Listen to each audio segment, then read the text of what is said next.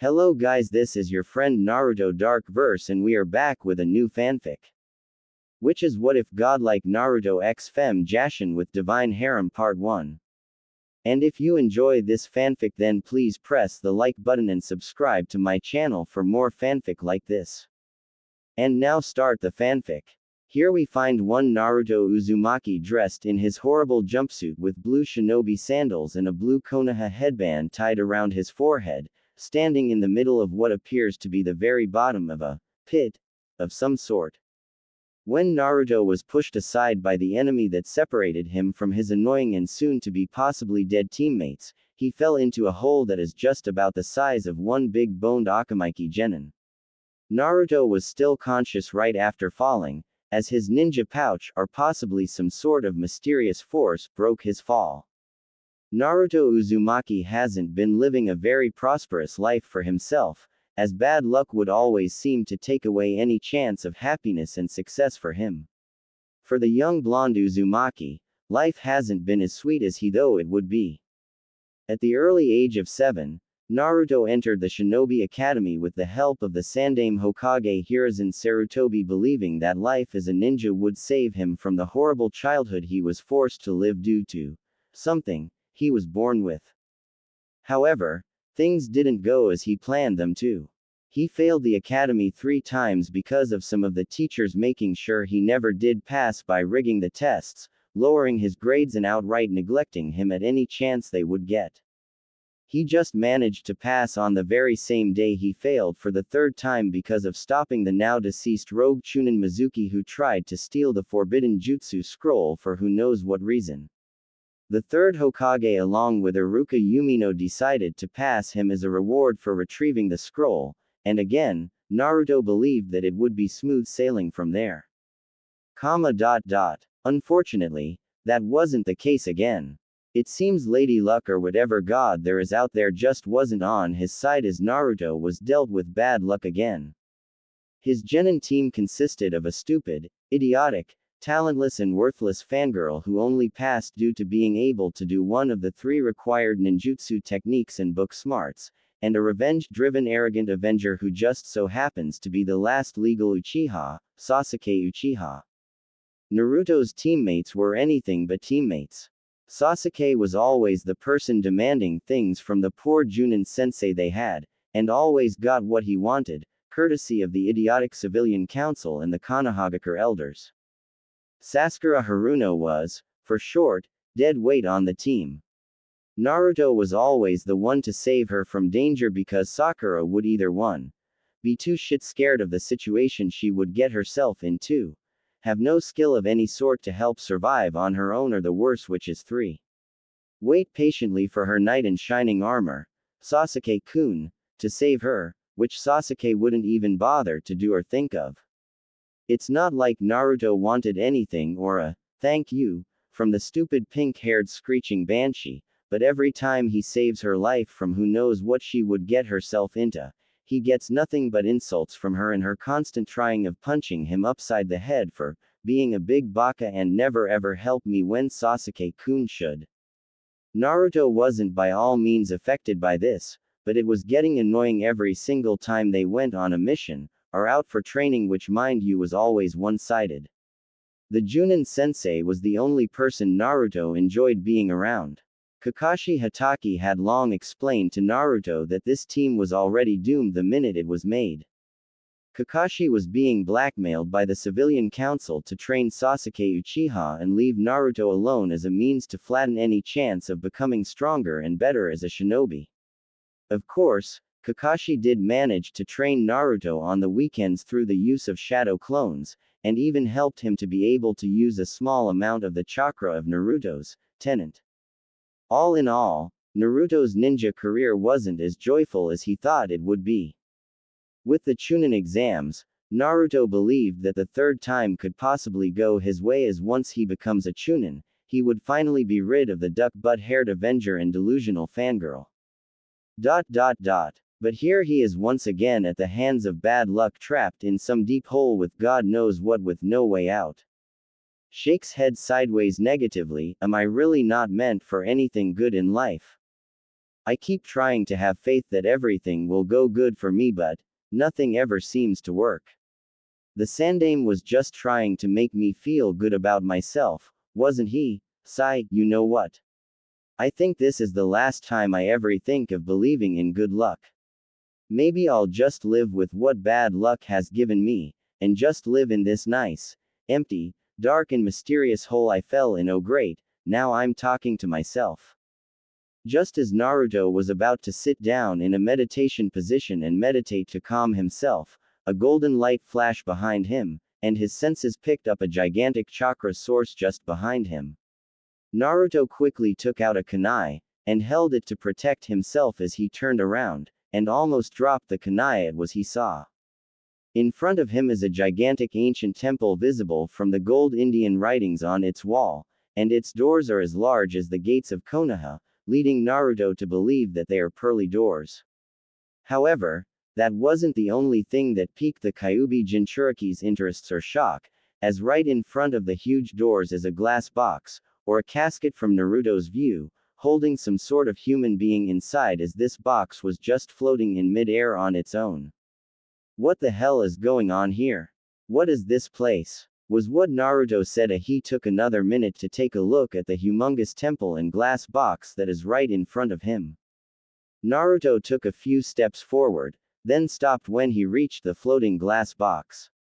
Inside the box lays a humanoid figure that appears to be a girl with long gray hair going past her buttocks reaching to her knees, and has white wolf-like ears at the top of her head, and her height oddly appears to be the same as Naruto's in estimation.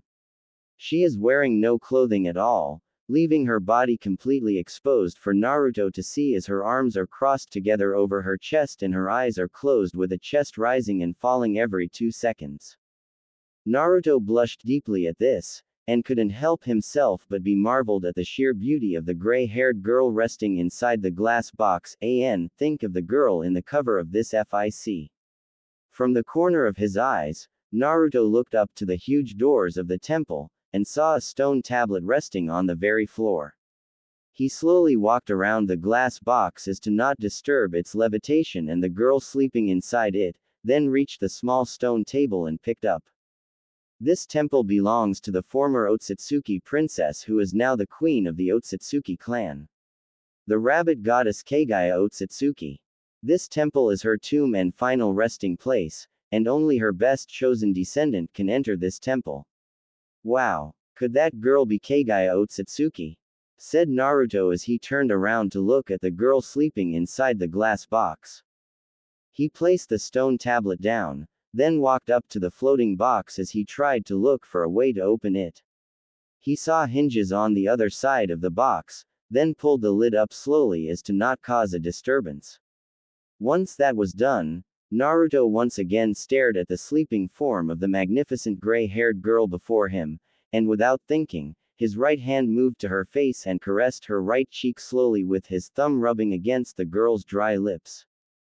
Her skin, it's so soft, but cold at the same time. She's so ow. Naruto screamed in pain, and looked down to see his thumb had been bitten, and something was sucking the blood out him fast. He looked to see it was the girl as her eyelids opened to reveal gorgeous pupil-less red orbs that stared at him in happiness and fear. Before Naruto could say anything, he felt himself lose consciousness, and fell on his back with his eyes closing. A few hours later. What just happened to me? God, I feel like crap. Grunts, said Naruto as he slowly opened his eyelids. His vision wasn't the same as it was before, as Naruto could now see strange blue lines floating everywhere, with his sense of smell being tenfold, and his hearing has now increased completely. He quickly sat up to see where he was, and his eyes fell on the gray-haired girl who was standing before him still as the day she was born, with her hands on her hips, giving Naruto a calm look as her eyes show mischief, smirking at Naruto as she said, think of the voice of Jill Valentine from Resident Evil. Glad to see you've finally recovered, Naruto saw, punch to the mouth. Naruto interrupted her, and quickly got up his feet and threw a right hook to her mouth, causing the girl to fall to her side by the force of the punch. Naruto quickly looked around for a weapon, and saw his kunai on the floor, then grabbed it quickly. He quickly sat on the girl's stomach and held the kunai at her neck and said with a glare, "Who are you and what have you done to me?" Before the girl would answer, she closed her eyes shut and moaned at the pain of losing a tooth, and pull it out using her right hand. She opened her eyelids showing those mischief pupilless red orbs and smirked at Naruto again with a mouth full of blood and replied, "Anyo, I would tell you my name, but by the way you are holding that kunai I could loose my vocal cords at any second now, which I really don't mind, but it would be total drag nonetheless. Please, smiles, let me up and I'll tell you everything you wanna know and so on. I promise I won't hurt you, as I mean no harm to my master." Giggles. Confused at the expression on her face in her happy mood, Naruto was hesitant at first, but stood up slowly, allowing the girl to get back up on her small bare feet. Naruto could now see other things among the both of them, which are plastic bags filled with blood and glass containers filled with blood, while others had different sorts of ink inside. His attention went back to the girl who was now standing on her feet and said to Naruto, "Before I say anything, I first need to know what year it is." Naruto raised an eyebrow at this, but nonetheless replied, 2016. "Why do you ask? My name is Jashin. Jashin Otsutsuki. Firstborn child of the queen of the Otsutsuki clan and the late Kami, the founder of the Otsutsuki clan and former matriarch of the Otsutsuki clan. I go by many monikers, but my current one is the goddess of blood and destruction. As to why I ask you what year it is, I need to know just how long have I been asleep, which is actually 1,000 years, I think. Not really sure, but I think so." Thinking pose with index finger tapping chin. Quote. Quote. Quote. Quote. Quote. Naruto was frozen in shock with his eyes slowly widening into white dinner plates, then spoke again to the short little girl in front of him, identifying herself as Jashin. Jashin, as in Jashin, the god who grants his followers immortality in exchange for killing people. That Jashin. The girl smiled and replied, "Yep. Although, it seems that my secret of being a girl is now revealed." Shrugs. "Oh well. Matt, wait a minute. You didn't want anyone to know you're a girl. Why, you know what? I don't wanna know. Look, Jashin-sama, I'm sorry for punching you like that. It's just, you don't have to tell me, Naruto-sama. I pretty much know everything about you. I got a glimpse of your entire past from the taste of your blood. And your blood tastes so, tongue makes a clicking noise, good." Closes eyes for a second and moans sensually. "Anyway, as to what happened to you, I first need to tell you a little more about me, my clan's origins and my parents. Would you like to listen?" Naruto hesitantly nodded, and followed Jashin up to the doors of the temple that slowly opened on their own. At first, there was no light, but candles were lit by Jashin's snap of her fingers, giving Naruto a clear view of a black tiled floor with white walls, and in front of him is a large portrait of a 5'4" featuring tall woman in possession of very delicate facial features, as she has extremely long sweeping white hair that touches the ground, and the most noticeable thing about her appearance were the two horn-like protrusions which stuck out from her head. She possesses eyes that were similar if not exactly the pale Byakugan eyes, and a third eye on the center of her forehead with its eyelids parting vertically. Her eyebrows are cut very short, and she has a dark shade of lipstick on her lips and a dark shade of nail polish on her long fingernails. For clothes she has the traditional high-collared Harem kimono, which was adorned with intricate lines and tomo running down the center and edges of the gown, and wore very flat shoes. Jashin turned around to look at Naruto and said to him, "The woman in the portrait is my mother.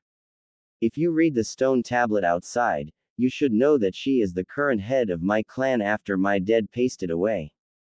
I would take us up to her room, but you aren't allowed up there yet." Naruto looked to his left and spotted a red leather chair. Jashin saw what he was looking at, and quickly grabbed the chair for him and motioned him to sit.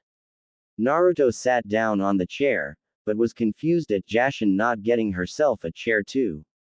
"Aren't you going to get yourself a chair too?" "Nah, I've been laying on my back for 1,000 years. If I try and sit on anything again, my legs could turn into dust. Now then, as I said before, in order for me to tell you why you see, hear, smell and feel different, you first need more answers as to who I really am, where I come from and why I was sleeping in that old glass container along with who my parents are. Firstly, if people have told you that things like gods and goddesses do exist, you should know that they really do. However, these deities all come from one family, or should I say one clan, which is the Otsutsuki clan, but aren't the same as some of us, vary as different species and beings, but that's a whole other explanation for another time. Naruto-sama. Our clan was born on a faraway galaxy from this one, and we left our home on a mission to create life and find more power to become the strongest race in the entire cosmos. Some of us went to different galaxies while some others went to alternate galaxies similar to this one, but my mother and a few others came to this specific galaxy. My father, at the time of his life living among us, had sent us all out to different places to either inhabit, conquer or destroy, and I was the person he first sent to this planet before my mother and her fleet had arrived. My mission was to plant a tree of life that would help this planet be able to create separate species, land and other assortments of life, but most importantly, this tree would be able to grow a fruit that bears what humanity calls today chakra. Matt, are you telling me that chakra came from aliens? That actually isn't as strange as it sounds. Smirk, humanity has always wondered where such a gift and a curse like chakra originated from. Of course the people during that time knew about the holy tree's fruit, but mankind what even created when I was still planting and nurturing the holy tree from my own blood that corrupted the 7 seas of the world. Anyway, after 2,000 years of human life being inhabited and heaven and hell being created, my father finally decided to send my mother along with her personal fleet to this world, and his last dying wish was for my mother to rule both this world and the heavens, as I would take up the underworld and the 9 rings of hell. At that time, humanity was faced with a war that nearly tore the world apart, as bloodshed was the only thing that painted this world when my mother arrived, thanks to me of course. When the holy tree finally grew a single fruit since its creation, my mother ate the fruit whole, and became the first being to have chakra. With that power, she was able to stop the many wars that overran the world and placed order onto the world.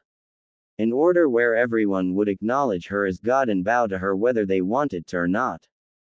Jashin kept quiet for a moment as she licked the dryness off her lips, then continued. Some time later, my mother became pregnant with 2 boys.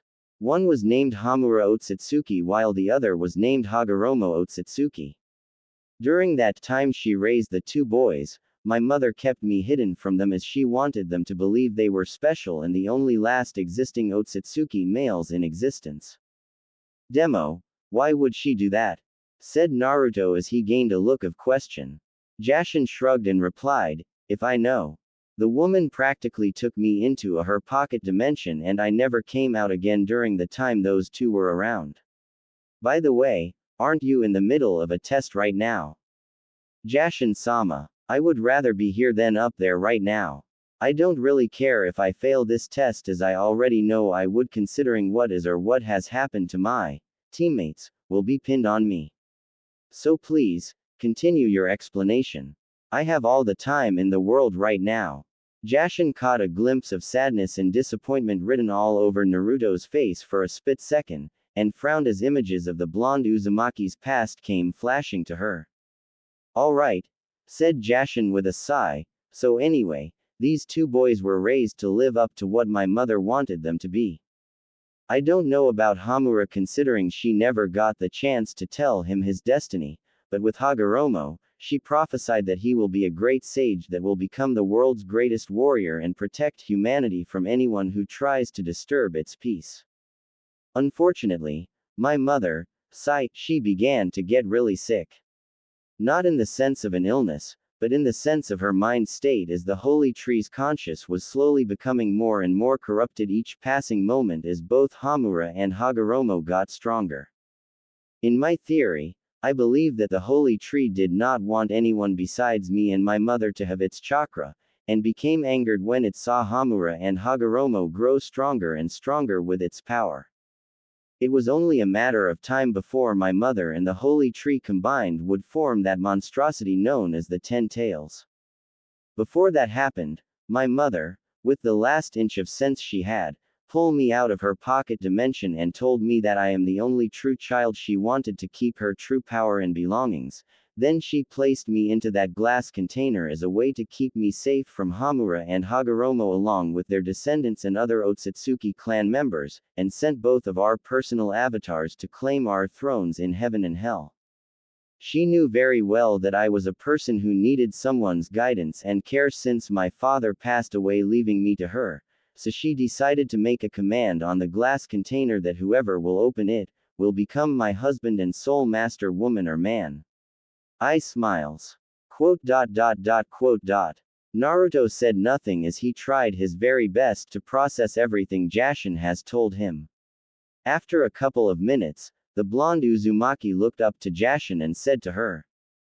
So, let me get this straight. Your mother is the reason why you were locked up in that box, and she wanted the person who found you to take care of you and love you as she and your father did. Am I right? Nods. Hi, Naruto-sama. With a sigh, Naruto looked into Jashin's red pupil-less eyes to see if anything she had told him was a lie added to the ability of reading a person's emotions, and saw she was being completely honest to the core about every single word she said. Sigh. First I am born with this stupid lousy 9-tailed fox that is partially the reason for my horrible childhood, then I somehow never get what I want or never get what I simply wish for in my life, added with my stupid genin team, the idiotic council, the elders and some old bastard trying his very best to turn me into an emotionless Jinchuriki, and NOOOOOOW I get the gods dropping this on me. Sigh. You Lady Luck, I really hate you if you exist. Okay, thanks for telling me that. Jashin saw. Please. Only my servants and slaves are supposed to call me that. You aren't my servant or slave, but my lover, caretaker and humble but energetic master that doesn't take me a while to know and love. I am the person who worships you for being able to find me and awaken me. To be honest, you aren't the only person who tried to open my container, as over the last couple of centuries a lot of historians have found this place. Fortunately, they never lived to tell everyone what they found down here. Foo. Naruto sweat dropped at Jashin's statement and dark chuckle, and thought to himself, she is everything people have made her out to be. A deranged psychopath who enjoys killing people and spilling the blood of innocent people for no apparent reason, which is up, but in my case, she's kinda alright with me. Hold on a minute. Jashin, said Naruto getting a, from Jashin and continued, you never exactly told me what you did to me. Hits herself in the forehead. I completely forgot. Simple. All I did to you was activate your Uzumaki bloodline limit and work on your genetic makeup through a small blood transfusion, and I gave you a ton of new abilities to master and use. This temple has a training facility of its own, but you can't use it until I finally dig up this entire temple out of the ground. It's gonna take me and my cousin a bit of time to get it out, but I'm pretty sure I'll be in contact with her in no time. For now though, you have the basics of all your bloodlines and abilities down naturally, so you will be able to survive up there with them. Nani?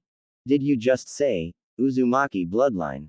Said Naruto with a look of confusion planted on his face, making Jashin raise an eyebrow but sigh tiredly as she said, if your memory tells me anything, it's that nobody ever told you about your true lineage and your parents.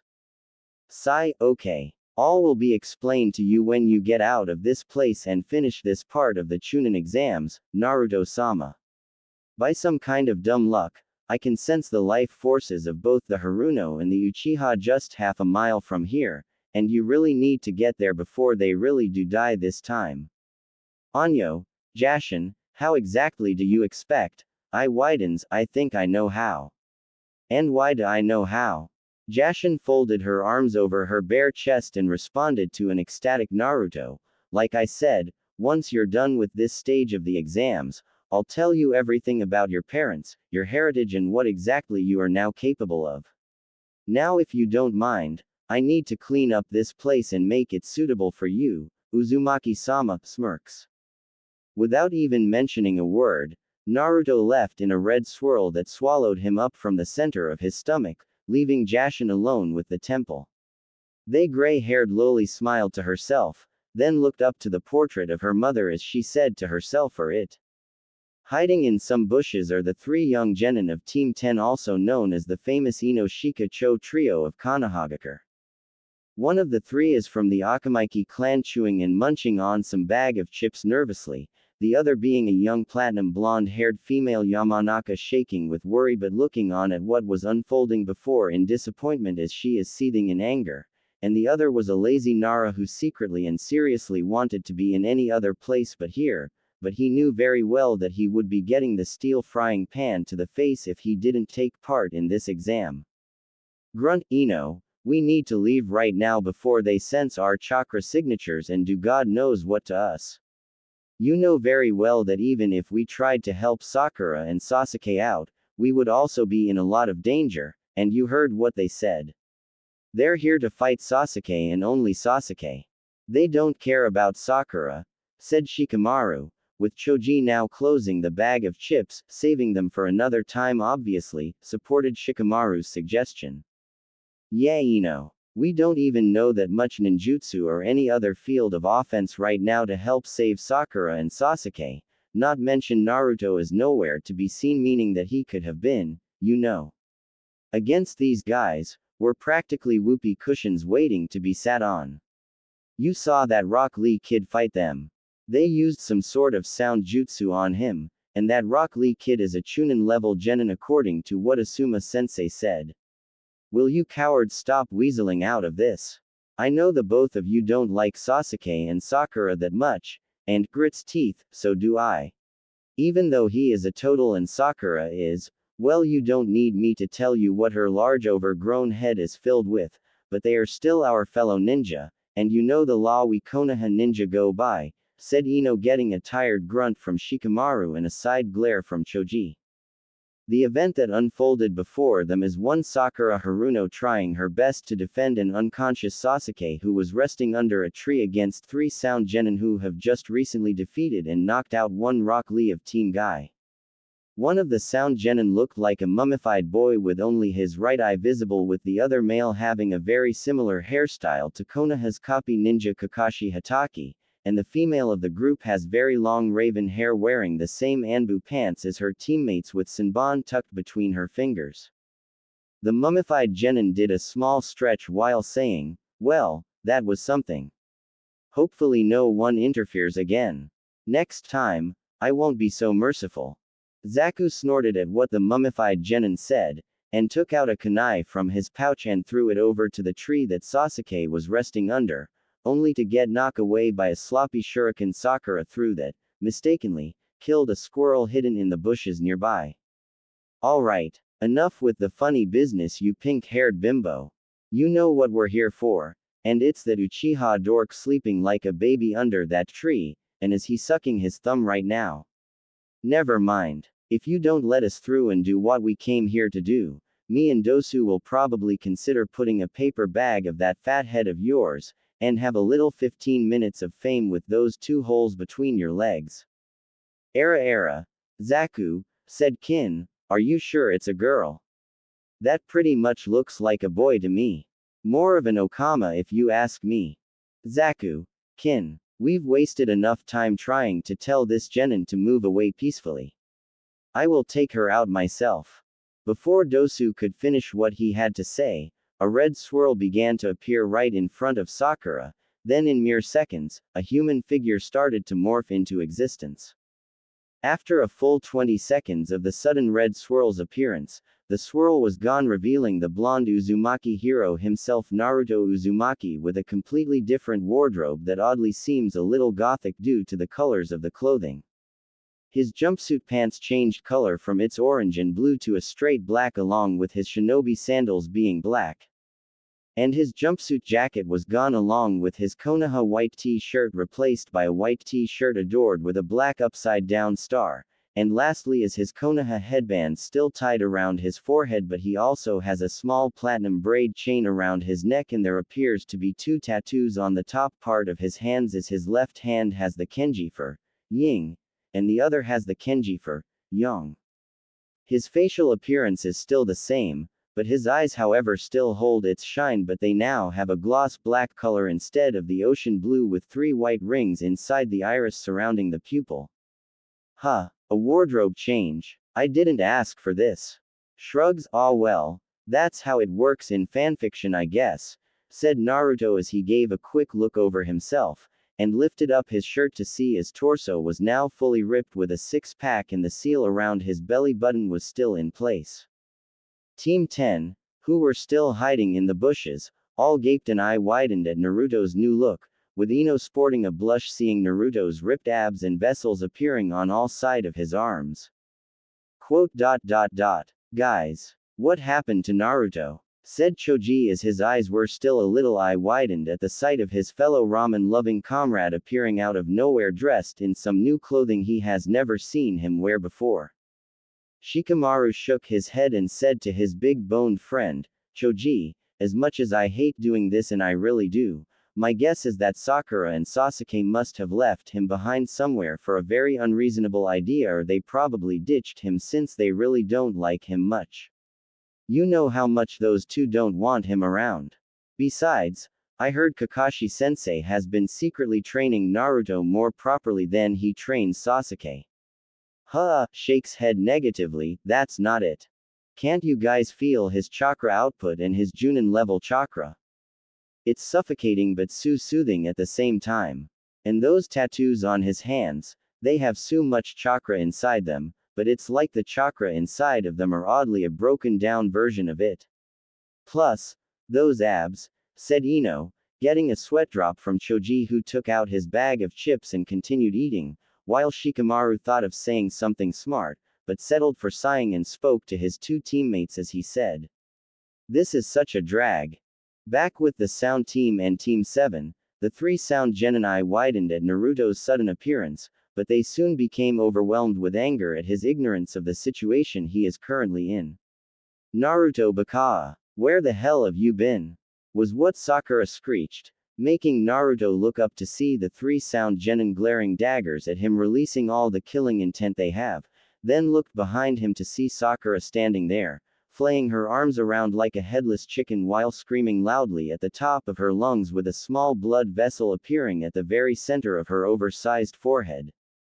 Grunts, Horino, I would say it's nice to meet you, but I'd be lying to myself if I did. Now, do us all a favor and shut the for once in your life before more enemy genin come by over here for your fat foreheaded and make the situation more worse than it already is. Quote.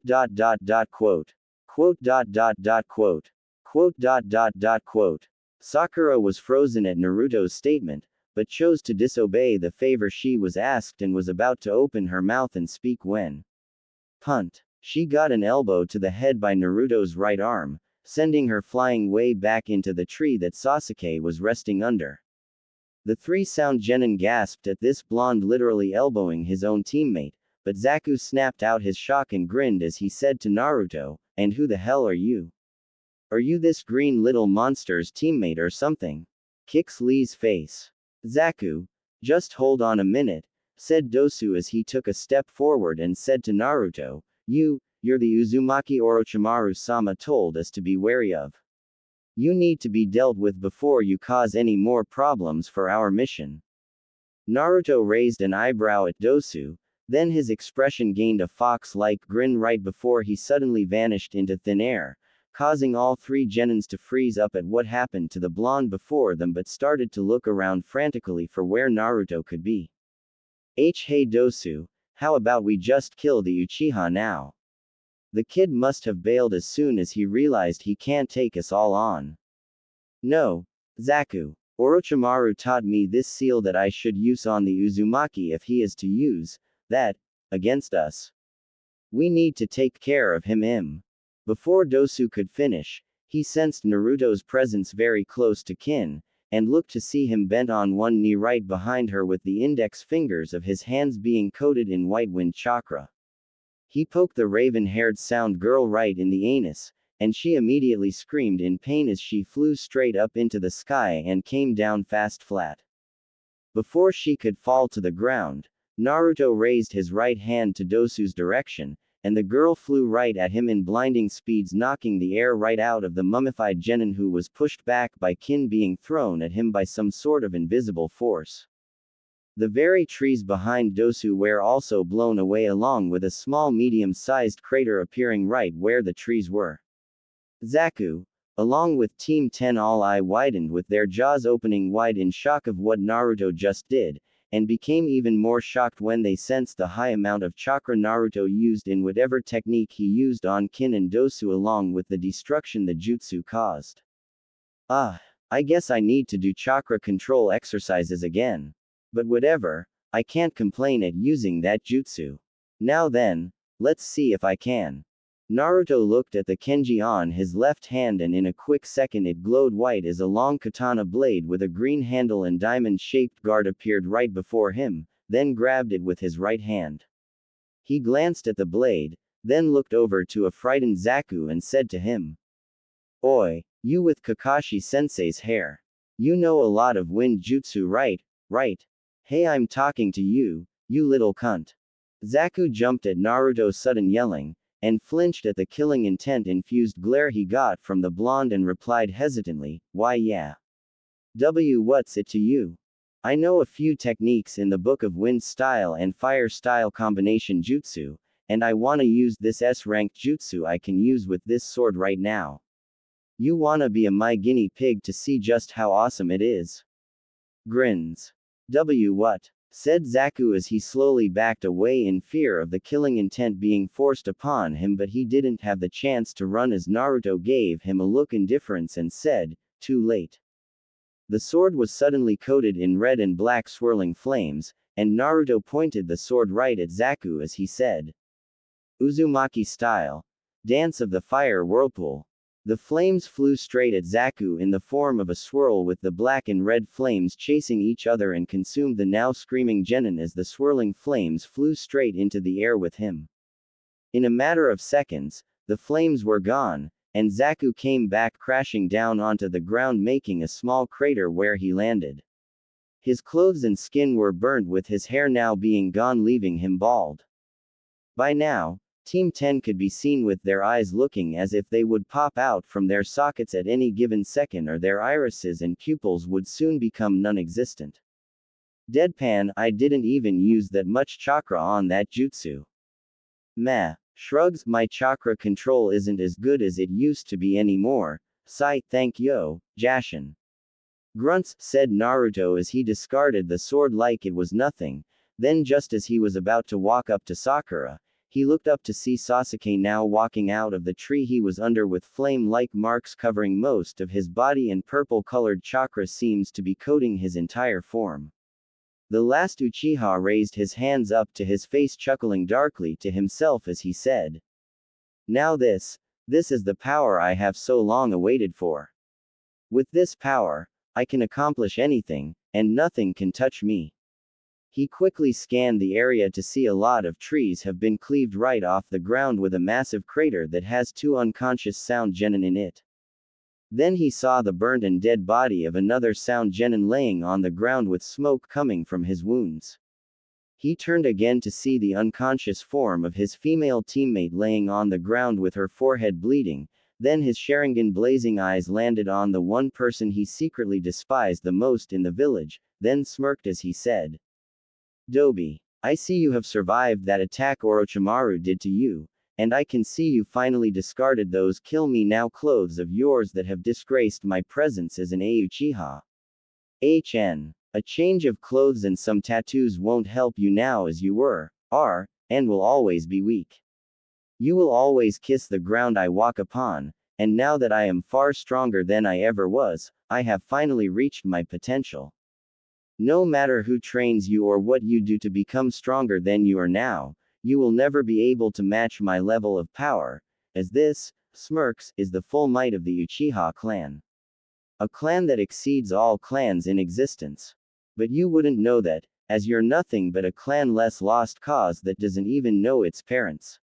Your mere existence is the most pathetic kind to ever walk this earth.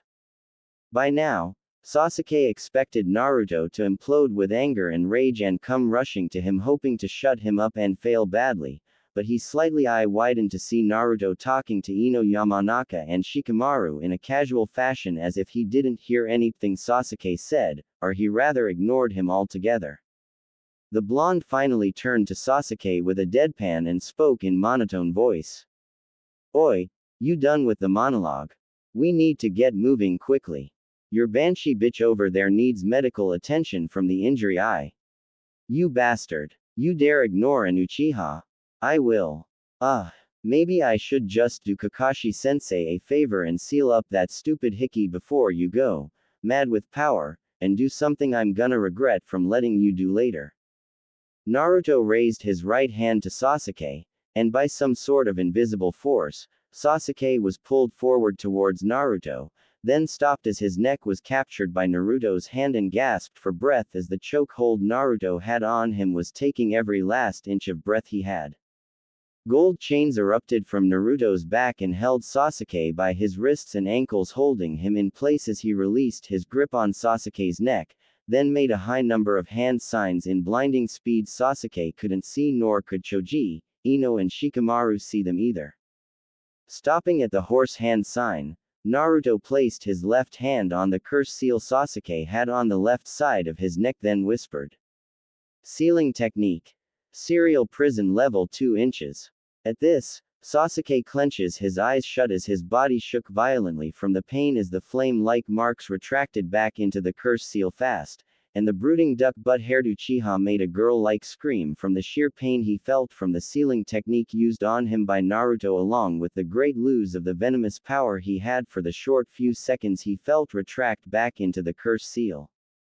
After a full minute of screaming and shaking a lot, Sasuke was now unconscious and fell on his back hard as soon as the gold chains retracted back into Naruto's back. Ino, along with Shikamaru and Choji, who were watching the whole event of Sasuke losing all the foul and sinister power he had simply vanish from Naruto's doing, looked at their blonde comrade in shock and slight worry as she said to him, Naruto.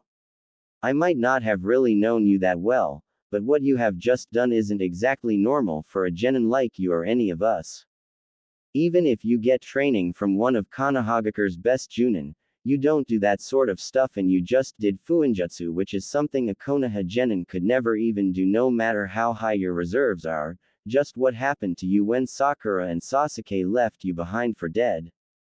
Naruto gained his trademark grin, and replied to Ino, well, as much as I want to and would love to explain it to you, I don't know how I can. Let's just say, I found some long-lost treasure that was buried somewhere here in the Forest of Death. Treasure that just might change my luck for a while before things begin to spiral out of control like they always do. Now, like I said, you three better not mention a single word about what you just saw here. And take this. Naruto took out a scroll from his pocket and handed it to Ino as he continued, this should sweeten the deal. You guys need an earth scroll, right? Yuyoriya, said Shikamaru, we do. But when do you plan to tell everyone about this? When you get to the tower, you do know that Sakura will tell, or actually scream to everyone that you hit her, and you're gonna be drilled with questions about the fuinjutsu seal you just placed on Sasuke. Don't worry about when I tell them, Shika-san. Everyone will see how I've changed when I decide I want them to know. Now scram. Tenten-san's team will be here any moment now, and you don't want to be asked troublesome questions, do you? Said Naruto, getting a negative shook of the head from Shikamaru as Team 10 left immediately, with Naruto sending a wink at Ino, who almost tripped in her tree hopping before regaining her balance. As soon as they left, the Kenji on Naruto's right hand glowed and the two Kenjis on both of his hands vanished from sight, with his eyes changing into his previous blue.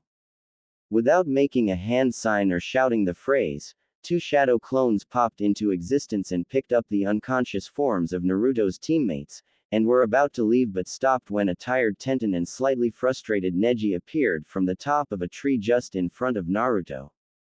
Hey. Grins, I was wondering when you two would show up, said Naruto as he smiled and greeted Tenten and Neji with the wave of the hand, to which Tenten waved back but stopped to look at Naruto's change of clothes for a second. The two genins hopped off the tree and Tenten said to Naruto once she landed, "What exactly happened here? And what happened to Sasuke and Sakura? Are those the kids that attacked Kabuto-san back at the academy?" "Hi," Naruto answered, "we haven't been faring very well since we got here. We were first attacked by this genin who turned out to be some S-rank nuke nin, and I got separated from these two when he attacked us. Sasuke received some sort of hickey from the creepy nuke nin. After that, I really don't know what happened to them. I just arrived to find them unconscious with those three genins dead or unconscious, I think. I'm guessing Sasuke killed that one with a strong fire-style jutsu since that's one of his affinities."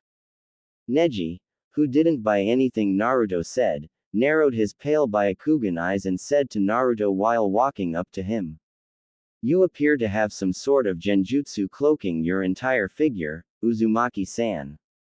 But I do not care, as that is your concern and not mine. We are here for Lee and that is all. Although next time we cross paths, we will engage in battle for your scroll whether your teammates are conscious to battle or not." Tenten sighed at Neji's behavior, and picked up the sleeping form of Lee onto her shoulders. "For what's worth, I hope you survive this round, Naruto-san. If you are looking for a heaven scroll, we saw.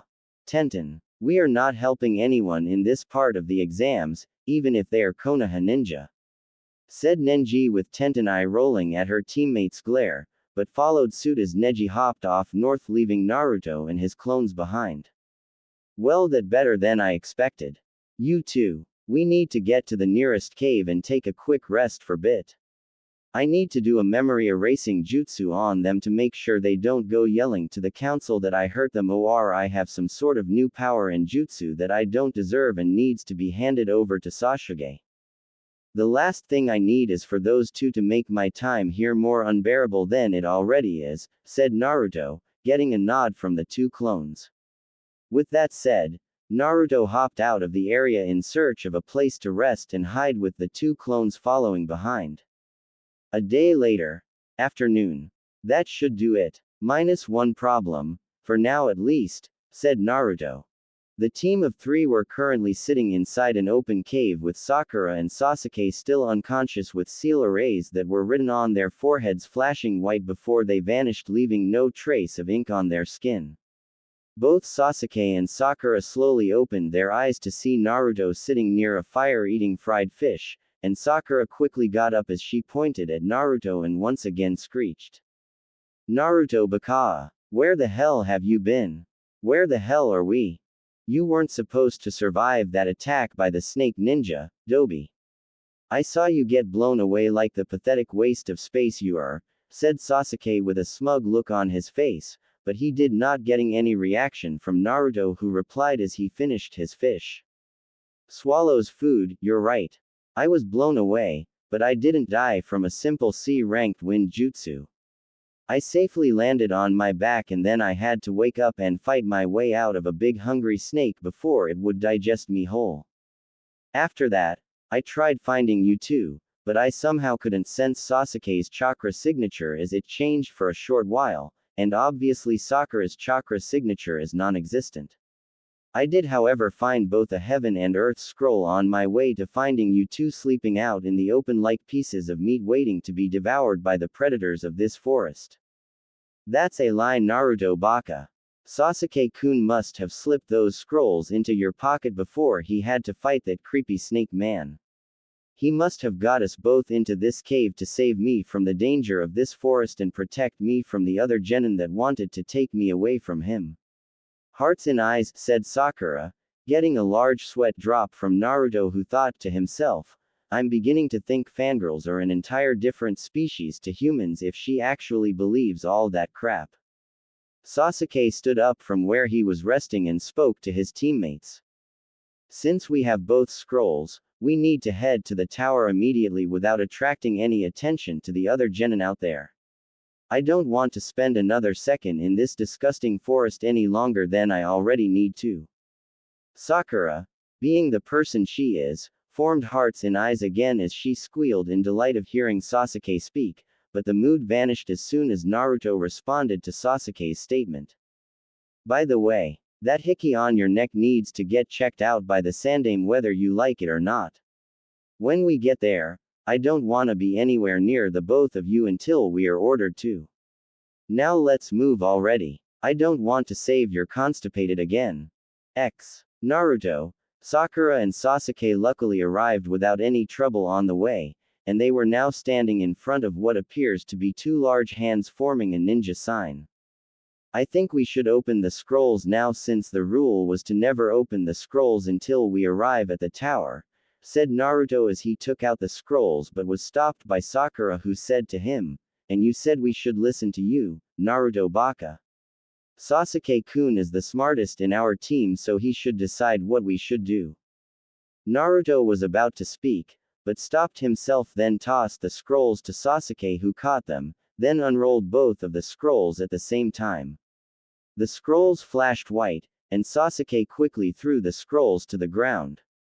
Poof! Iruka Umino, dressed in the standard Chunin attire with his hair tied into a pineapple fashion, appeared from a cloud of smoke and looked to see Naruto, Sakura and Sasuke standing before him causing him to smile as he said to the team of 3, "Congratulations, Team 7.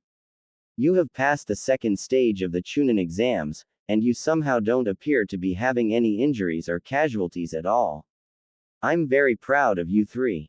Anyo, Iruka-sensei, we were attacked by some genin who turns out to be the S-rank missing."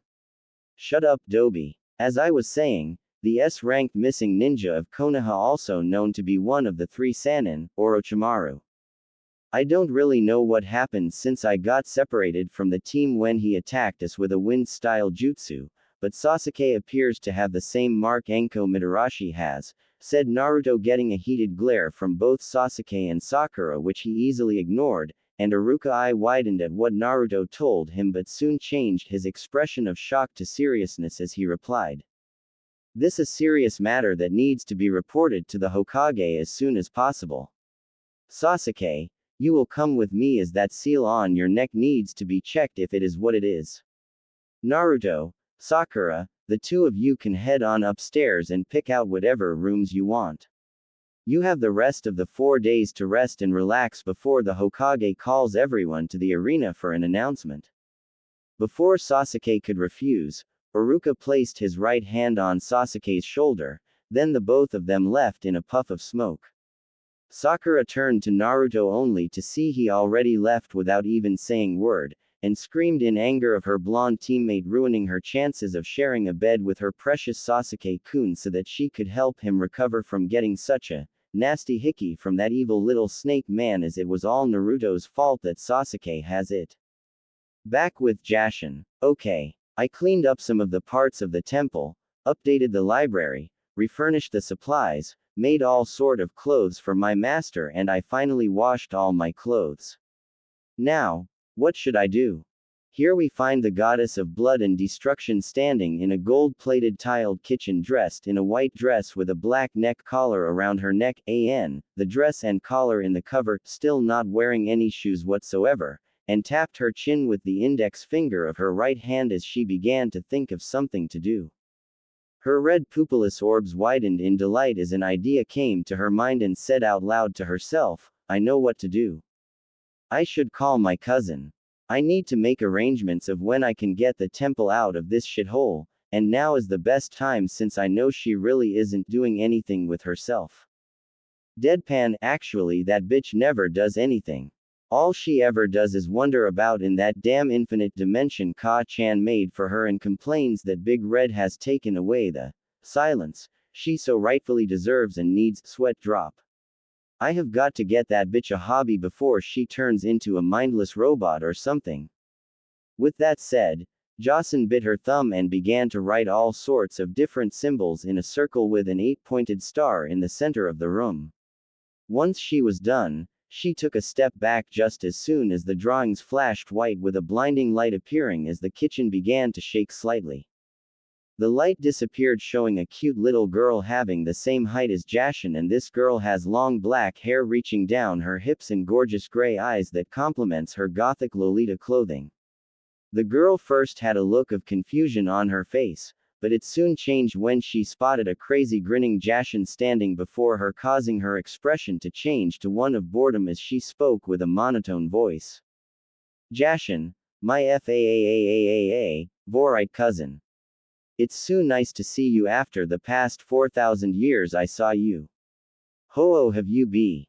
The girl was interrupted by Jashin, who ran up to her and hugged her warmly as Jashin wrapped arms around the gothic Loli's neck and said, Afi, I missed you so much. You have no idea what happened to me. Come, I must tell you everything from the start, and tell you some good news. Without even bothering to fight or struggle, the little girl known as Eith allowed herself to be dragged into another room while still having a look of boredom across her face, which Jashin saw but either didn't mind it or ignored it as she was too ecstatic from being reunited with her cousin Eith. Some time later. And that's all of it. Crazy stuff, right? But hey, at least I finally have a master I can happily serve, and I know Ka-sama and Tu-chan couldn't be happier too. Jashin and Eith were now sitting inside a room that has the same gold tiles of the kitchen but white walls with a white ceiling that has the symbol of the Uzumaki clan in red paint. The room only has a chandelier that is lit with white candles and a small royal carpet that both Eith and Jashin were seating on as the both of them were drinking black tea in small black teacups. Eith took a sip of her tea, then placed the cup on its saucer as she spoke to her gray-haired cousin. It really is quite the story that is impossible to believe, but at the same time, it's not that hard to understand why your mother chose to keep you hidden from your half-brothers. Unfortunately though, the sage already knows about you, Ya-chan. Jashin's slightly eye widened at this as she responded to Eith's statement, really? How did he know? You didn't tell him, did you? No, said Eith, while you were sleeping, a lot of things have happened in heaven and hell and other dimensions linked to all the worlds of humanity.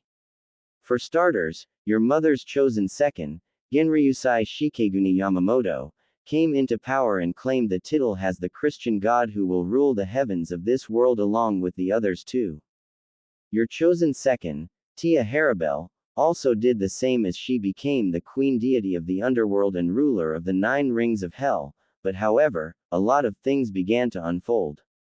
Factions were created, a war started and was seized when she got sealed into a prison dimension made by the current Christian god Yamamoto, and now hell has become more of a place overpopulated with what is called clans in this world. Your many worshippers went into hiding after Harabel got sealed away. Your son Alucard has disappeared, and Yamamoto has been trying to find all your worshippers and have them executed with the use of your father's holy chains ever since. When he came into contact with your brother Hagoromo, he told him everything about you and asked for his aid in the hopes that once you are to wake up from your slumber and be found, Hagoromo will be the one to help him in sealing you into that dimension where she is. Okay. Clearly I have been missing out on a lot of shit. Sigh, and after all this time I tried to warn Ka-sama about Yamabaka, she still wouldn't listen to me. Now, a literal hot-headed little boy with a long gray beard who thinks he's the wisest man in all existence and always knows best is running my precious mother's afterlife and claims my father's honorable title which doesn't belong to him. Not only that, but he did other up shit that wasn't even supposed to happen, and I have my stupid Otudo to worry about since Yamamoto has already told him who I am, what I do and what kind of a threat I am to humanity. I really did miss out. Say, Afi-chan, do you currently know where my Otudo could be? Eith shook her head and replied, his location is non-existent as he has been time traveling through people who bear chakra from time to time. He has been searching for you for the past 1,000 years and I hear he still hasn't found you, but I still don't know why he wants to find you. Your master, what did you say his name was? Naruto. Naruto Uzumaki. Why do you ask? Said Jashin, noticing a slight change of expression on Ophis' face that quickly vanished before it changed back to a stoic expression. Your master is a very important person in this world, and because of the fact that he discovered you, it means a high number of things are about to change, in your favor of course. By the way, why did you summon me? Eye widens and slaps forehead. Old age is really starting to mess with me here anyway. I sort of need your help to get this temple out of its current location. Ka-sama buried me and the temple 60 feet into the ground to make sure no one like Hagoromo, Hamura, or the other Otsutsuki members would find me and her belongings. My master, who is now the rightful owner of this temple, has no apparent place to live in that could suit him perfectly, so I am planning on getting this temple out of here and in a clear space that he can gladly get to instead of always having to teleport himself into this stupid deep hole. Of course, a favor comes with another favor, Sue. Go ahead and name your price, cousin. Ophis kept silent for a minute as she gained a thoughtful expression, causing Jashin to raise an eyebrow in wonder of what Ophis was thinking of as she thought to herself. The last time she called me for a favor, it was to massacre the dragon hunters that invaded her dimension. I really don't know how Red got in there in the first place, but I doubt whatever she's going to ask is about getting Red out of the dimension. Your master is a person I have been watching ever since he was born. I have grown quite attached to him as he is the only thing, putting aside you, that could make me feel emotions again. The favor I ask of you is that you allow me to be a part of his life as one of his wives or slaves if he chooses so, and I shall promise to leave the dimension to Red and stay by Uzumaki-kun's side just as you will do so, Ya-chan. I understand that your mother will now be watching over him and protecting him from beyond her prison until that time comes. Well, I will go to the Devil faction and Fallen Angel faction to tell them that you have awakened and you have a permanent master who you shall lovingly serve, and of course make sure that they never let a single angel or soul know about this, as that would cause worse problems for him in this world.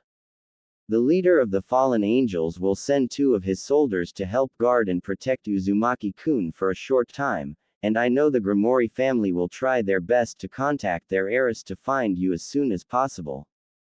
Quote. Quote. Quote. Quote. Quote. Well, you have definitely caught me by surprise with this one. This definitely is the most surprising thing I have ever heard in my time.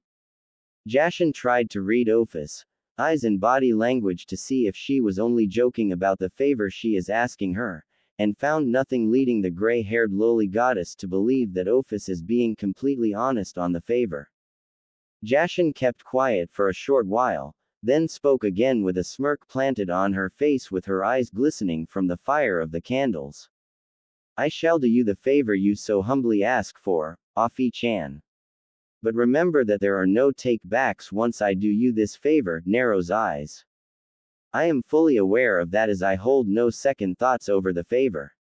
Now, what are you planning to do about Yamamoto and your half-brother Hagoromo? The angels I know you can manage easily, but those 2 are extremely problematic, even for the likes of you, Ya-chan. If word gets out about Uzumaki-kun being your master and caretaker, there is no telling what they will do to him in order to get to you. Tia is sealed in a dimension I can't seem to find, meaning she is mostly likely in the same place she is in, but I will restart my search for her as soon as I can if you allow me to, said Ophis. Jashin's smirk only widened more as she said to Ophis, I already have something planned for those 2. You just let me deal with them on my own for now, Kuz. Go ahead and get Tia-chan out of whatever prison she's in. A kingdom without a ruler is a rodeo, and a rodeo implies a house of madness. I can tolerate destruction, but chaos is one thing I don't need in my afterlife.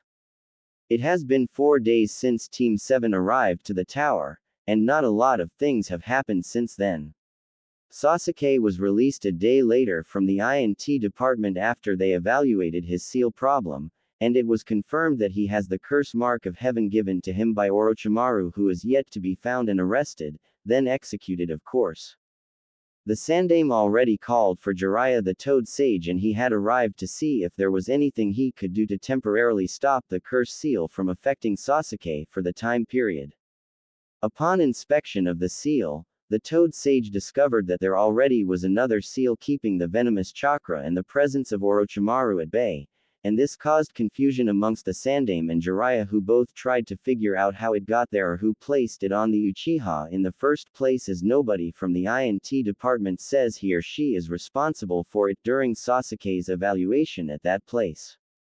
Naruto was asked by the Sandaime if he saw anyone place a seal on Sasuke during the time they were in the Forest of Death, and replied that he found him like this after he got separated from the team during the attack. Jiraiya concluded that whoever made the seal must have been a seal master, seeing as this particular seal is made by the Uzumaki clan when compared to other seals he has seen before. At first they both thought that Orochimaru must have placed it on him in order for anyone not to tamper with the seal, but knew that he wouldn't do that, as the whole point of the seal is to infect the one who bears the seal and corrupt him/her into being more and more dependent on it. The investigation was held off until the end of the Chunin exams, but for now though, Naruto was told to explain his side of the story of what happened to him during the second part of the exams, seeing as he didn't finish his report on what he encountered during the time Orochimaru attacked his teammates. Back to the present, here we find one Naruto Uzumaki sitting on the edge of the bed of the room he checked himself into, and was calmly meditating as the silence within the room kept him in tune. He could feel himself being pulled somewhere within himself, but at the same time, he felt as if something was trying to call out to him in a different place other than his mindscape that housed the Kyuubi. He tried to listen to the voice, but he couldn't, as he was disturbed by the door of his room opening, showing one Anko Mitarashi grinning from ear to ear, dressed in her usual attire of the INT department torture specialists. The grin left her face for a moment when she saw Naruto's eyes being a gloss black with 3 white rings inside the iris, but they changed back to its beautiful ocean blue at the blink of his eyes, causing her to be confused for a moment but shrug it off as something she must have imagined. Naruto looked up to the door and saw Anko, and groaned as he said to the Tokubetsu Junin, "Ooh boy. What did I do to get your attention this time, Anko-san? I said I was sorry for what I said at the gate and for trying to steal the scroll. Calm down, Gaki. I'm just here to come and get you, since the Haruno Tranny and the Uchiha have already arrived at the arena without you. Now get your shit together and come with me quickly, the prelims are about start soon," said Anko, getting a sigh of relief from Naruto, who got up from the edge of the bed and left the room as he closed the door behind him and followed Anko to wherever she was taking him. "Hey Gaki, mind telling me what's up with the change of clothes? Last I saw you, you were wearing that ugly jumpsuit that old man gave you when you were a kid. Did you steal them from a genin in the forest? I guess you can say I finally realized that even though those clothes were a gift to me, they would have been the death of me if I didn't stop wearing them soon. I got these clothes from Kumo Nin in the forest that died in the last Chunin exams that happened last year." "Pretty sweet, huh?" said Naruto, getting a hesitant nod from Anko, seeing that Naruto wasn't really telling the truth but left it for later to ask him the truth. Then she looked left and right first and looked over to Naruto with a serious expression as she said to him, "I heard what happened to the Uchiha. Is it true that Orochimaru is here?" "Hi, Demo. I don't really know why he would do that to the Uchiha. You have an idea why? Sai, promise not to tell what I'm about to show you," said Anko. Naruto to raise his right eyebrow in question, but nodded in agreement, waiting for Anko to show him something. The two stopped midway to their destination, and Anko titled her head to the side and pushed off the trench coat she was wearing off her shoulders to reveal the same mark Sasuke bears, causing Naruto to eye widen as Anko said to him, "As you know, I got this when I was a kid.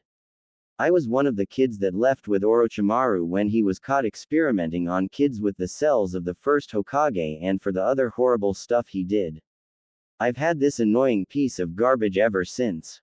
Anko-san," was what Naruto said as he gained a look of worry at seeing the mark and noticed Anko's frown. "Why are you telling me this? Anko stood up straight and fixed a trench coat, then gave Naruto a grin as she said, because I already know you're the one who placed that other seal on the Uchiha, you big dummy. Call it a hunch, but I know that seal from my own first sensei when I was still a genin. Naruto eye widened at this and was silent for the whole trip to their destination, thinking to himself about how Anko could come to such a conclusion of him being the suspected seal master. Once they reached their intended destination, Naruto found himself in some sort of arena where everyone is save for the Junin instructors of each genin team and the Hokage, and he quickly caught sight of Sakura and Sasuke standing together as Sakura tried to make an effort to cling to Sasuke's right arm only for him to step away from the pink-haired banshee and side-glanced to her to get away from him. Once he got to them, he looked up to see the Sandaime now standing before them on a higher platform, to which everyone kept quiet and listened to what he had to say. Congratulations to all of you that have passed the second part of the Chunin exams. I understand that your time in the Forest of Death must have been a very difficult time, as I can see that some of you have only arrived this very day. Over the years of the Chunin exams happening here, Konoha's second stage of the Chunin exams has received its fair share of criticism due to the fact that not many genin could survive even 2 days inside this very forest itself. The entire point of that part of the Chunin exams is to give Chunin hopefuls the required experience to know how to survive when sent on either team-based assassination missions or solo retrieval missions that would require stealth and self-sustainability for long periods of time when entering enemy territory. I do, however, understand that most of you standing before me must have went through your very first kill inside the forest, and that experience will sure take some time to pass. Demo. It is highly necessary to go through such a hard task, as this will pave your path to understand the many sacrifices and choices that come with being a Chunin in no matter what village you come from.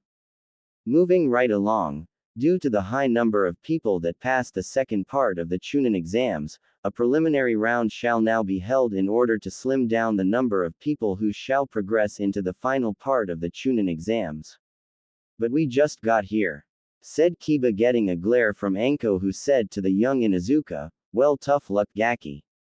I told you the rules of the second stage of the Chunin exams when you and your team arrived at the gates and entered this forest.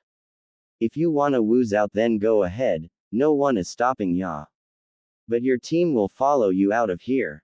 Kiba growled at Anko's statement, but avoided her gaze while glaring to the floor, with Akamaru whimpering as he too was tired from all the running, fighting and scavenging for scrolls and food for the past 7 days being in the Forest of Death. Shino, who was standing besides him along with a timid and tired Hinata who looked worse for wear, said to his teammate, I have already told you the very moment we entered that we shouldn't go about wandering and exploring unknown territory, as that would cause us to lose track of time, and possibly each other. It was my parasitic insects that found both you and Hinata-san yesterday, and had it not been for Rock Lee-san seeing you and Akamaru nearly being devoured by the predators you attracted, you know very well you wouldn't be standing here with us. Whatever, Shino. It's not like we didn't fail the test, or did we? Was what Kiba said, and didn't get a reply from Shino but a shook of the head from Hinata. Back with the Sandaime Hokage, the self-proclaimed professor cleared his throat to get the attention of the crowd before him and continued. If anyone here would like to leave the arena and not take part in the preliminary exams, please raise your hand. You must know, however, that if you leave now, your team will also follow you back, causing you to automatically fail the whole team in the process. The Sandaime looked to see if anyone would raise their hand, and saw one Kabuto Yakushi, correct me if I'm wrong on his surname, raise his hand and said that he was too tired to fight and would like to retake the exams next year, with his team nodding in agreement with him. The Sandaime nodded, allowing Kabuto to leave, but did not see the glance he passed to the male Junin sensei of the Odo team, who looked back to Kabuto and smirked. Just as the Sandaime was about to continue speaking, a sickly-looking Junin stepped up to him and said, let me take it from here, Hokage-sama. The Sandaime kept quiet for a moment to think about the sickly Junin's request, but nodded as he sat back down on his chair, and the Junin stepped forward as he said to the crowd before him. My name is Hayate Gecko and I will be the proctor of the preliminary round that will decide the participants of the final part of the Chunin exams. How this works is the big screen on your right will choose 2 names at random of who will fight to secure their spot in the finals. The match will either be won by defeating your opponent in knocking him or her out or killing them, or forfeiting if the needs be. However, if I deem the match to end, then it will end no matter what happens Now if your name does not appear on the screen, please make your way to the viewing platforms where your respective Junin instructors are. The big screen on the right-hand side of the arena flash, Sasuke Uchiha vs. Yoroi Akato, and everyone whose names did not appear on the screen moved up to the viewing platforms, leaving one Sasuke Uchiha and Yoroi Akato, who said to Sasuke, "Let's just get this match over with. I don't wanna waste my time fighting dead weight like you. Your blonde teammate looks more threatening than you if you ask me." Sasuke's eyebrow twitched at Yoryo's statement, but smirked as he said to him, "You dare compare me to clan less trash like the Dobi and say he is better than me? I will make you eat those words fast, and I'll have you regret to ever look down an Uchiha elite such as myself." I told you I would make you eat those words, said Sasuke as he was now standing over a bruised and knocked out Yoroi. Hayate checked to see if Yoroi was still conscious, then stood up as he said, "Winner, Sasuke Uchiha." The Uchiha smirked to himself, expecting an applause by everyone in the crowd up above him, but only got a very small applause by very few people, with one loud screeching squeal by a certain pink-haired banshee screaming cheers for him that annoyed mostly everyone close to her. He looked over to Naruto to see he didn't even pay attention to his match and was having a casual conversion with Kakashi Hatake, causing the duck-butt-haired Uchiha to fume and go up the stairs to stand with his team. The screen once again flashed and showed Shino Aburame vs. Kidomaru. Shino, getting a few words of good luck from Hinata and his Junin instructor Kurenai Yuhi, then walked down to the arena and waited for his opponent to show up. A kid with 6 arms dressed in very familiar clothing wearing a Otogakur headband hopped off the viewing platform, and got different gazes from the crowd such as shock, suspicion, wonder and total disgust from his extra appendages. "Ibiki, that kid has an aura around him that I really hate right now," said Anko, her eyes narrowed at the 6-armed kid facing Shino. Ibiki, who was standing besides her, placed his arms on the steel bar of the platform keeping people from falling, and replied to Anko in a low tone. "That kid, I didn't see back the academy. Did you see him at the gates of the forest?" "Yeah, I did, but I didn't exactly see what kind of headband he had on." "What are you thinking, Ibiki?" Ibiki kept silent for a moment, then responded to Anko's question, "Nothing. Demo, the Uzumaki kid, he has some sort of genjutsu cloaking him, and I can sense him suppressing his chakra a lot. Did Kakashi really train him that much?" "I don't know," said Anko, "but he probably applied the genjutsu over himself for reasons Kakashi and the Hokage should know of." Back at the arena, Hayate looked at both of the genin, then shouted, "Hajime!" before he jumped back from them. "And Aburame, you aren't the first one I fought before, and by the looks of your small reserves and how many insects you have on you, you won't even be able to last longer than a minute with me," smirks, said Kidomaru, but got no response from Shino, who raised his arms as the parasitic insects came out from the baggy sleeves of his coat. Kidomaru saw what he was doing, and smirked again as he ran up to the Aburame and engaged in a taijutsu battle that was rather one-sided. Shino kept on taking hits from the 6-armed Odo Nin, but also got to hit back a couple of times even though it didn't do much damage to the 6-armed Odo Genin. With one kick to the right hip, Kidomaru stumbled back as he held his hip in pain and locked down to his feet to see Shino's parasitic insects now crawling their way up to him. "Really? This is too easy. Here I am thinking that maybe you would be more of a challenge by knowing more about what your insects could do, but clearly your clan doesn't trust you enough with that knowledge. Begins to chew something inside his mouth and spits out quickly. Kidomaru spits out what appears to be a large web which then flies over to Shino and trap him to the wall. Kidomaru stood there for a moment as the pores on his skin slowly began to excrete some sort of golden sticky liquid, and in under a matter of seconds, his entire form was now covered by the liquid acting as armor with the now dead parasitic insects dying fast and fall of his skin. He hopped into the sky and spat out small spears that went flying towards Shino, who nearly got stabbed by them had it not been for all his insects eating through the webs, saving him from being a pin cushion. Once he got out of the web-like trap, he desperately took out some kunai and threw them at Kidomaru, who landed far from him, only for the weapons to bounce right off the armor. In the stands, Kurenai Yuhi began to fear for her student's life as she began to slowly see that if such an attack like the web Kidomaru created could once again trap Shino, it was less likely to believe he would be able to escape a second time. Shino doesn't look like he'll have a chance against this guy, said Shikamaru, who got looks of confusion from Kurenai and Ino, who asked to her fellow Nara teammate, "Why do you say that?" Shino's bugs ate through the webs, which means they must have chakra inside them, and if anything, I think that sticky disgusting stuff on that kid's skin is also made of chakra too. Asuma, who was standing behind his students, said to Ino, answering her question, that armor he made protects him from any sort of weapon and it could possibly make him invincible against taijutsu fighters. The Aburame kid has low Chunin reserves while that kid's has mid Junin reserves, which is more fine-tuned and in control by the way he seems to be controlling the chakra coursing inside the armor on his skin. This means that his armor will be too thick for the Aburame's ants to eat through, considering how much chakra he puts into the armor.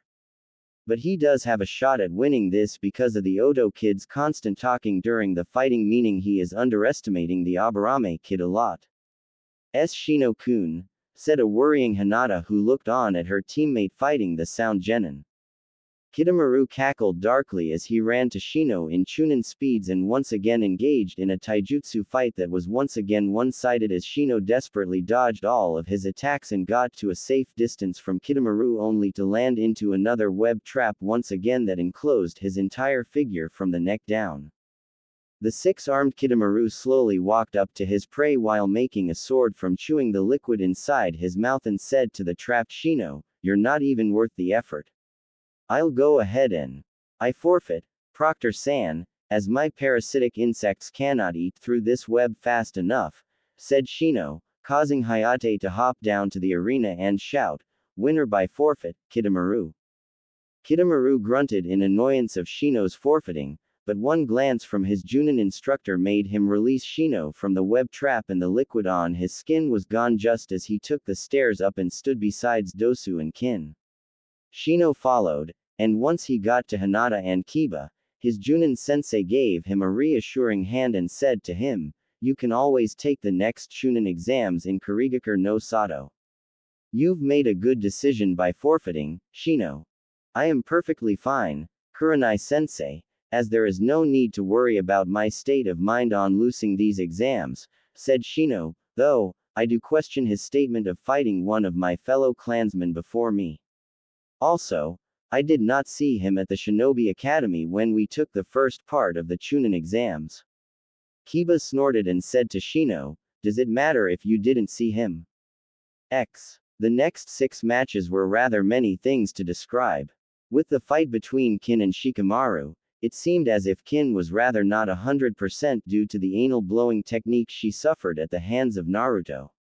Shikamaru won the match by knocking Kin out, which was to be expected of the Nara to see through her genjutsu. The fight between Neji and Hinata seemed like more of a personal nature, as Naruto could see from the start that Neji fought with the main intent to kill the timid heiress of the Hyuga clan, but he won the match by disqualification when Maeda and Asuma held him back from delivering a killing blow to the shy and timid Hinata, who looked like she would need serious medical attention or else she would die from punctured organs and internal bleeding. The fight between Ino and Sakura was, well, one-sided to say the least. Ino, although she had low genin reserves, totally dominated the match with her mind transfer jutsu. Sakura was just throwing her kunai and shuriken everywhere, then exhausted herself when she attempted to create a simple clone that looked more sickly than Hayate himself. Seriously, the clone looked like you could just blow it away once you crack open a window or something. With Tenten and Temari's match, he guessed that Tenten wouldn't be able to win seeing as she is more of a weapon specialist and a long-range fighter, and Temari is a wind jutsu specialist, making any sort of weapon Tenten could use in the fight useless. There were close calls when Tenten would have won the match, but the Suna Kunoichi had used her giant fan multiple times to get herself out of a bad situation she would find herself in, thus she became the winner of the match by knocking Tenten out cold. The match between the makeup-wearing Kankuro no Suna against Masumi Tsurugi definitely was a learning experience for Naruto to see the use of puppets in battle firsthand. The match was a little one-sided, but Masumi did hold his own for a while before he was defeated by Kankuro and his wooden puppet. As for Choji and Dosu, the match was sort of a little funny at the very end, but Choji did manage to put up a fight even though he lost in the end. Now we find the big screen of the arena flashing, Naruto Uzumaki vs. Kiba Inuzuka, and a loud, Yahoo! And Burke could be heard on the other side of the arena. Before Naruto could walk down the stairs, he felt a hand on his right shoulder and turned to see Kakashi giving him an eye smile while saying, "Do you best, Naruto. Become the unpredictable ninja you always are with this match. Trust me Kakashi-sensei, I intend to," said Naruto, getting Kakashi to raise his right eyebrow at Naruto's fox-like grin that told him something about Naruto's statement being literal instead of just figurative talking. Naruto got down to the arena, and as soon as both genin arrived Hayate shouted, "Hajime!" and hopped away from the two Konoha genin. Kiba and his Ninken companion Akamaru got into a fight stance, and smirked when he saw Naruto just standing there with his hands in his pockets. "What's wrong, Dobi? Afraid me and Akamaru are gonna kick your Jokovan into the curve?" Naruto remained silent with a stoic expression planted on his face, then started to chuckle, which soon turned into full-blown laughter that confused the crowd but mostly ticked off Kiba, who growled at Naruto's laughing. Naruto stopped laughing with a few breaths and replied to a fuming Kiba, "Actually no. I actually think you're not even worthy for what's about to happen." "And just what are you talking about, you blonde idiot?" said Kiba with Akamaru growling. Naruto, who took his hands out of his pockets, then folded his arms and finished. This. In just a split second, Naruto was enveloped by white chakra forming a circle around him, then shooting up into the ceiling of the large room, casing large cracks as dust began to pick from the wind made by the chakra swirling around Naruto. Anko, Kakashi, Asuma, Kurenai, Guy and the Hokage all eye widen at the sudden spike of Naruto's reserves going from mid-chunin to a very high cage level, and sensed a large amount of chakra flowing separately through his hands and another large amount flowing into his eyes. The Oto Junin instructor sat up from his seat the minute he sensed the genjutsu enclosing Naruto, and further eye widened when his chakra spiked to an all-new high. He focused more onto Naruto's face and could sense a biju amount of chakra passing into his eyes, then gasped in surprise when he saw Naruto's eyelids open to reveal they have now changed from their normal ocean blue to a new gloss black with 3 white rings inside the iris surrounding the pupils. "Amazing. Why didn't I know of this before?" was what the Junin instructor said as his eyes flashed to a gold with black slits for a split second. "Kakashi, what are teaching this kid? And how in the hell does he have a dujutsu? That high-level amount of chakra coursing through his eyes is just too much to be just an increase in eyesight, as even his eyes have changed color and gained some strange Sharingan-like circles," said Asuma, only to get no reaction from a shocked Kakashi, who responded, "I actually didn't teach him to do that with his hands, expand his reserves like that or get him those eyes. I swear. I think Kakashi is telling the truth, Asuma," said Guy, his student has seemed to be releasing such beautiful flames of youth of which would take years for Kakashi to teach him increasing and maintaining, and the color of his chakra is not the usual blue of a human being. Those eyes are also a new development. With Anko, the purple-haired torture specialist was looking on at Naruto as she said to herself. Was he hiding this from me all this time? I knew he was more stronger than he lets on the moment I saw him back at his room with the genjutsu cloaking him, but just how strong he is what I didn't know. Why would he choose to hide this from me of all people? Anko looked to her left to see Ino now standing besides her saying, that other seal on Sasuke. He put it there. And those sound ninja over there were the first to experience just how strong Naruto-kun is. He created a sword with his left hand, then did some fire and wind combination jutsu on one of them. He said the jutsu is S rank. No shit, said Anko. The Sandaime Hokage was having his own thoughts about Naruto's sudden change, but was interrupted by Ibiki who said, Hokage-sama, is it natural for a Jinchuriki to have those reserves and this unknown type of chakra? The Sandaime gave a negative shook of the head and replied to Ibiki, Mito-sama had reserves higher than my own before she became the Shidaime Jinchuriki of the Kyuubi. Kushina-chan trained for 3 to 7 years on how to use the Kyuubi's chakra that came with her coils, further expanding to hold a low cage reserve of chakra. But this is not normal by any standards. Kakashi gave me a report on Naruto-kun's current progress in his private training, and what I am seeing now does not match up to it even in the least bit. Especially that chakra. It isn't the venomous Biju chakra that is red, nor is it the normal blue of a human being. I have never seen anything like it before. Back to the arena, the white chakra vanished, leaving Naruto, who now has the Kenji marks for Ynen, young, on his hands and his eyes permanently changing to its new color and shape. Kiba, who was shaken by Naruto's transmission, cracked a fake smirk as he said, Ha! As if that little genjutsu you just put up would scar me. The eyes and the tattoos are a nice little addition to your genjutsu, Naruto. Nice try, but me and Akamaru can smell through smoke and mirrors. What has happened is not a genjutsu, Kiba-san. It was all real, was what one Rock Lee shouted, causing Kiba's smirk to fall a little, with Akamaru giving a small whimper. Oi, Kiba. Do us a favor and make your move before I move you out of consciousness.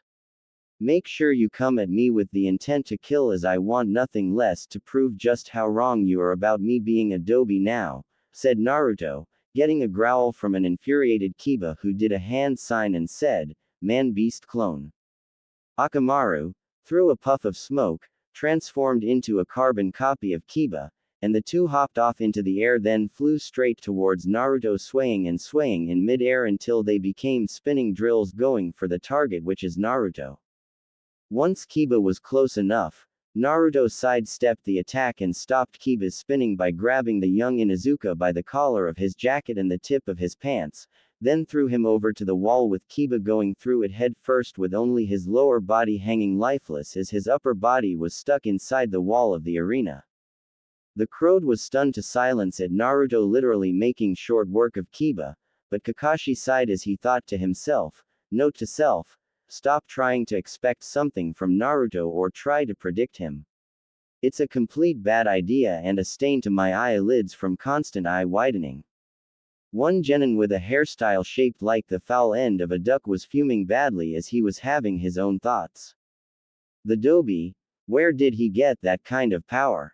I have been hearing about him being trained by Hatake, but I don't believe this stupid Junin could teach him to do that. Those eyes, he never had those eyes before.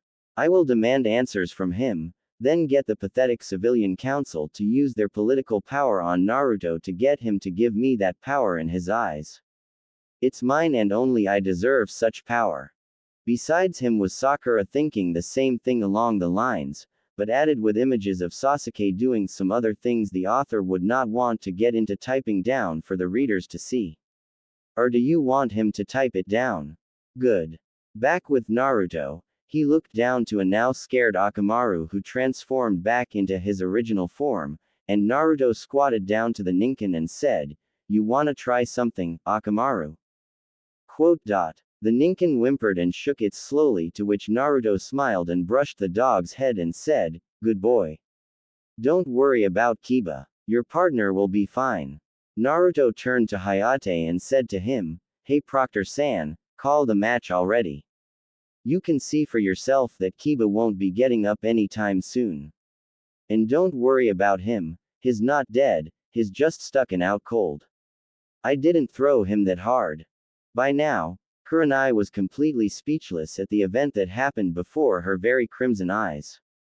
At first, she also believed that Naruto was actually going to lose the match, considering his academy records along with his small chakra control that Kakashi was still training him in, and the only good jutsu he knew that could help him defend himself was just a wind style, beast tearing palm, and few B-rank fire jutsu that Kiba could easily avoid and counter. However, she now realizes just how wrong it was for her to underestimate someone who has been given the title Konoha's most unpredictable ninja. I fell to being arrogant and forward about him. I should have told Kiba to take him seriously instead of toying with his emotions, was what Kurenai said, but was reassured by Shino, who said to her, in a professional analysis, "Kurenai-sensei, even if you did tell Kiba-san to be more focused and put his clan's pride aside, he still wouldn't listen, seeing as he still believes, or believed, that Naruto-san will always be inferior to him." Kiba was pulled out the wall and taken away by medics, with Akamaru accompanying him to the hospital, and Naruto walked up the stairs and rejoined his Junin-sensei, who gave Naruto a tired look and said, "Sigh. Should I even bother to ask what happened to you, and why did you hide all of this from me? Kakashi-sensei, you know very well that I'm not a secretive person. All of this happened to me when I was in the forest, and I promise to explain it all to you when I go to the Sandaime about this." Before Kakashi could speak again, he was interrupted by Anko, who came up to him and Naruto and grabbed the blonde Uzumaki by the shirt and spoke to him with a killer intent-infused glare. "What the was that, Gaki? Why did you hide all that from me?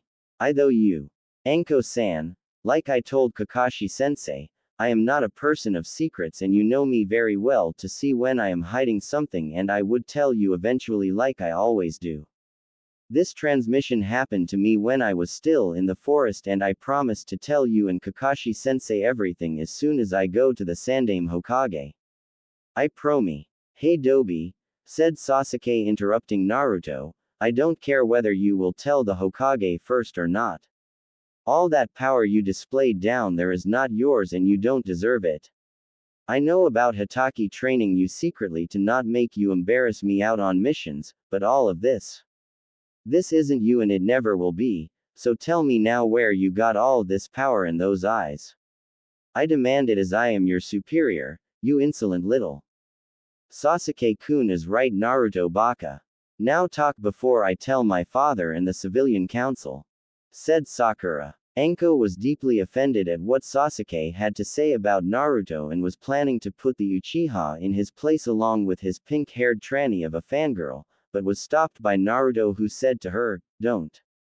You'll make it worse." These two never stop nagging, and once they go to the civilian council, the nagging turns to threats that never stop, and it ends up giving me a headache, like the time this idiot saw me use the Kyuubi's chakra when we were fighting Haku. "Can you let me down, please? I need to go do something before I go to Hokage-sama's office. You and Kakashi-sensei can head on over there, and please do me a solid and take my participant number when they give it out." Anko's glare subsided and her expression softened when she let go of Naruto, who walked past Sasuke's shoulder, hitting him in the process, along with Sakura, who nearly fell from the force of it. Once Naruto left, Kakashi looked over to Anko with a questioning gaze, to which Anko sighed and said, "It's a long story, Kakashi. Me and the Gaki go way back and were pretty close. Hokage-sama, he actually had me take care of the little guy when he was still a kid." No wonder he's like that. But he does seem to be your opposite in some ways. Like now, he stopped you from talking down these two. Once Naruto was out of sight, he left the tower through a red swirl that wrapped him to wherever he was going. 1 hour later. The temple. Naruto found himself back in the temple, and looked around to see he was in a room that has gold-plated tiles with white walls, then raised an eyebrow at seeing the very red swirl he normally sees on the back of a Chunin flak jacket on the white ceiling of the room. His eyes then landed on a king-sized bed in front of him, then saw the gray-haired and red pupilless-eyed Jashin dressed in a black and white dress with a steel black collar around her neck, wearing no shoes, exposing her very small cute feet, sleeping on the bed, causing Naruto to gain a small smile at seeing Jashin's sleeping form. She seems to look so beautiful when she's asleep. Just like when I saw her in the glass box I found her in. I guess the saying about beauty sleep is true, huh? Jashin. His eyes then landed on a black-haired girl dressed in nothing but a long black nightdress, adored with a fishcake pattern on it, and also wore no shoes, revealing her small feet for Naruto to see as well, that was also sleeping next to Jashin as she was hugging her pillow tightly while sporting a small blush on her cheeks as her mouth was open, showing she was drooling on the very pillow she was hugging. Okay. Should I wake the both of them up or just Jashin? Jashin. I'll find out later who that is and what's up with this swirl on my ceiling. Matt, did I just say my ceiling? Must be this new DNA acting up or something. Naruto slowly walked up to Jashin, then stared at her for a few seconds before he crouched down, then kissed her on the cheek, causing the red-eyed goddess of blood and destruction to slowly open her eyes and stare at her master with a warm smile. Before she could speak, Naruto beat her to it as he spoke in a whispering tone. We don't want to wake up your guest over there. Come with me. We need to go to the Sandaime Hokage now. I sort of owe him and some other people an explanation for what you did to me, and I need you tell them the whole truth about you. If I told them myself, they would think I am losing my marbles or something. You can tell me what you wanted to tell me when we come back, Jashin, Harem. Jashin blushed at Naruto adding the suffix to her name, but slowly sat up and nodded before she got up and held Naruto's hand as the two left the room in a wrapping red swirl, leaving Office to peacefully sleep on her own in silence. Standing just near the hole that leads to the temple is one Yugao Azuki dressed in her Anbu attire with her Neko mask on and her sword tucked on her back, sporting a look of confusion. This isn't right. My senses pick up Naruto-san being 40 to 60 feet underneath me. How is that possible? Did he fall in this hole or something?